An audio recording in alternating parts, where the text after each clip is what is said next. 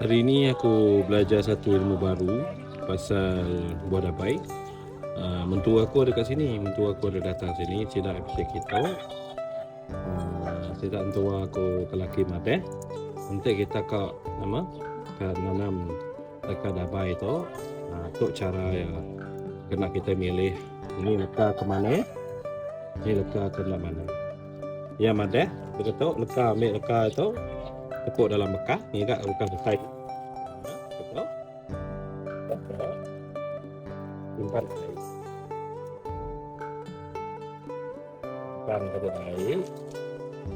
Udah nyak sidak tua aku mat Ni akan melepuknya maksudnya jahit. Dah deh. Bekat tahu. Dia akan melepuk tu jahit ada leka dalamnya. Jadi tu ilmu baru lah tu. Tu bekat tu melepuk dah. Dia akan melepuk tu kumpul magang. Kumpul magang. Wah, laban ia akan melepuk tu jahit ku ya. Jadi ia ke nama ia kena melepuknya. Mana leka ya. Bisik utai dalamnya. Jadi ni biji buah dabai ni aku nak bawa balik Semenanjung. Tak cuba tanam lagi dekat Semenanjung.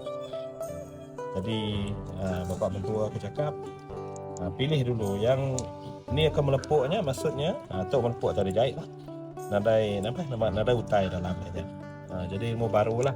Jadi siapa kekak kak nanam dabai, tu kira ilmu baru lah. Mana aku nemu tu baru temu aku. Tok sirpuk baru ni. Baik. Puak. Okey, boleh share lah, kongsi dengan kawan-kawan.